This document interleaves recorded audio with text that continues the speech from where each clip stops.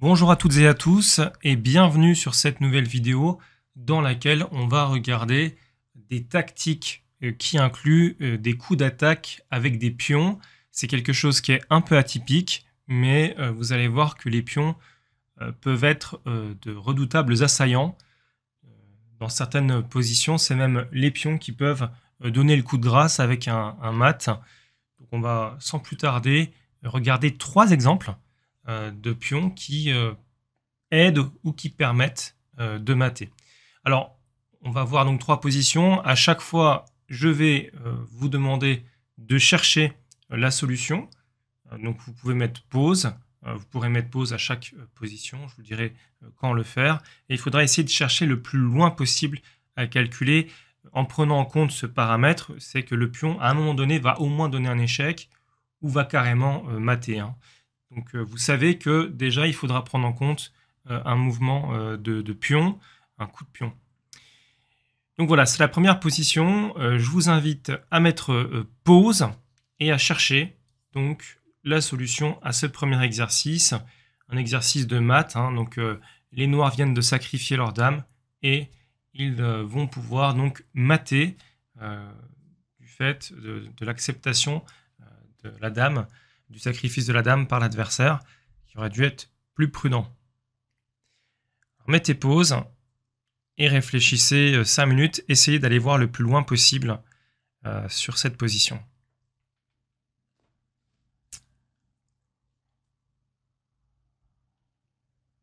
Voilà. Donc, maintenant, on va voir la réponse. Qu'est-ce qu'il fallait jouer ici pour permettre d'amener le roi blanc dans un périple mortel?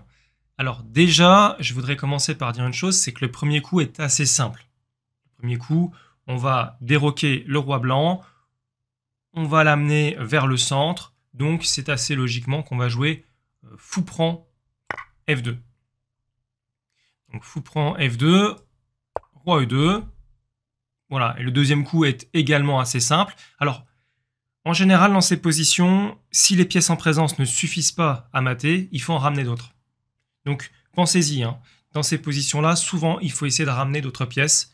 Vérifiez déjà qu'il n'y ait pas un mat avec les pièces qui sont en présence, qui sont actives. Mais s'il n'y en a pas, il faut aller chercher d'autres pièces. Donc, on va faire fou G4, donc échec. Et on voit cet axe très intéressant avec les fous qui quadrillent justement parfaitement les diagonales autour du roi blanc. Donc si on prend en compte que le cavalier tient le fou et la case des deux, on se rend compte que le roi blanc n'a déjà plus qu'une case, c'est cette fameuse case D3. Et là, c'est vrai que ça devient un peu compliqué parce que je vous avais demandé de le calculer à l'aveugle, sans bouger les pièces. Et forcément, ça implique un certain nombre de coups et des coups qui ne sont pas forcément évidents. Donc ici, l'important, c'est de ramener le roi blanc vers le centre sans qu'il ne puisse se sauver. Et donc, cavalier E5 est un coup, certes, qui sacrifie le cavalier qui est en E4, mais qui permet de tenir la case de fuite sur D3. Donc après, roi prend. On sent que le roi blanc, il est de plus en plus bloqué ici. Le contrôle qu'on exerce avec nos pièces commence à être vraiment très important autour du roi blanc. Donc F5, voilà le fameux coup de pion qui fait échec. Donc réponse forcée, ici il n'y a qu'une seule case, c'est F4. Et là maintenant, eh bien, il y a un coup qui n'était pas évident, qu'il fallait voir. C'est non pas G5 puisqu'il y aurait fou prend sur G5, mais un coup qui fait échec. En général c'est assez simple, pour mater il faut un coup qui fasse échec. Donc cavalier G6 mat. Et c'est là qu'on voit l'importance aussi du pion parce qu'il protège le fou.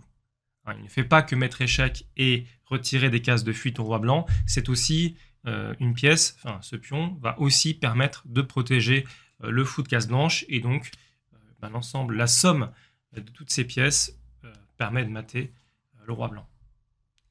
Donc voilà, c'est un mat en 5 coups, il n'était pas évident. On va passer maintenant à la position suivante. La voici. Donc il y a un peu moins de pièces, on le voit tout de suite. Et dans cette position, eh bien, les blancs vont pouvoir mater. Alors, ce qui n'est pas forcément évident, puisqu'il faut voir le bon thème. Si on reste bloqué sur des thèmes qui ne fonctionnent pas, eh bien, ça sera impossible de trouver un mat. Et donc, vous êtes un petit peu aidé puisque vous savez qu'il va y avoir un coup de pion à un moment donné. Donc, vous savez à peu près où chercher, quoi. On sait que le pion va devoir faire quelque chose. On voit bien qu'il y a un axe quand même qui est intéressant avec la diagonale du fou qui est placée derrière en embuscade. Donc bon, ça guide quand même pas mal la variante. Alors, je vais vous laisser donc mettre pause et chercher. Alors, prenez quelques minutes jusqu'à ce que vous trouviez le mat en question. Et puis après, revenez donc sur la vidéo. Donc, mettez pause pour chercher. Je vous laisse quelques secondes et après, je vous donne la réponse à cet exercice. Voilà. Donc maintenant, la réponse, en fait, elle concerne un mat à l'étouffée.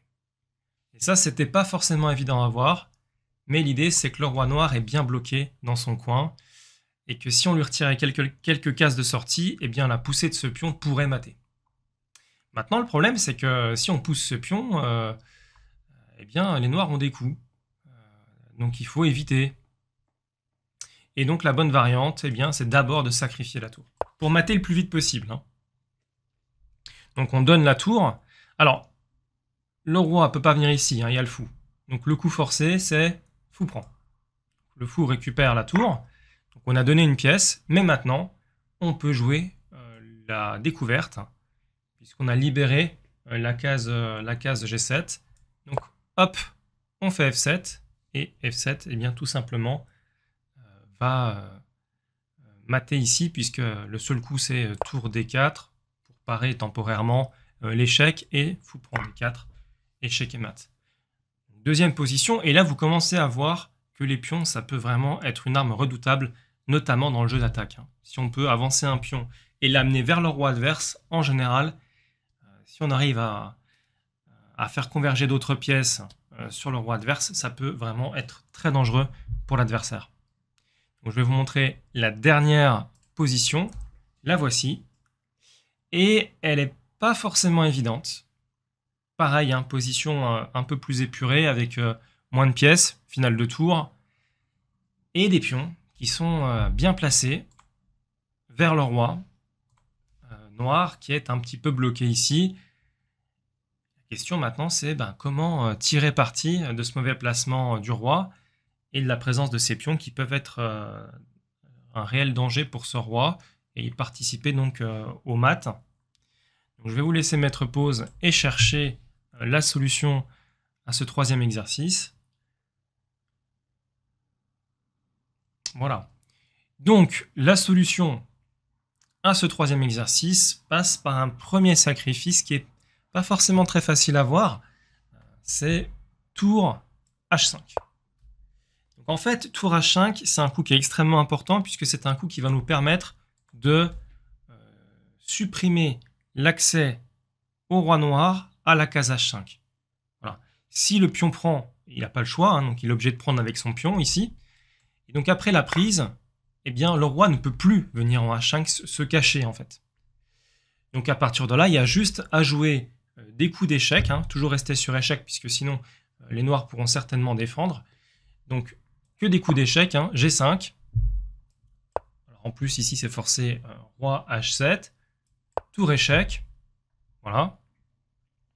Donc il peut reculer où il veut, peu importe, ça ne changera rien. Tour échec encore, donc on reste toujours sur échec. Coup forcé, roi H7, G6 échec. Donc là maintenant vous voyez qu'on force le roi noir à se mettre sur cette case H6, sur laquelle il va tout simplement se faire mater avec le coup tour H8. Voilà. Donc c'est trois exercices que j'ai trouvé intéressants sur le thème tout simplement d'attaque avec l'aide des pions, d'attaque de mat avec l'aide des pions. Tactiques incluant donc des coups de pion.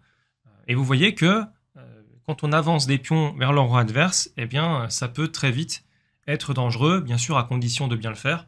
Donc pour ça, il faut essayer d'en travailler plus.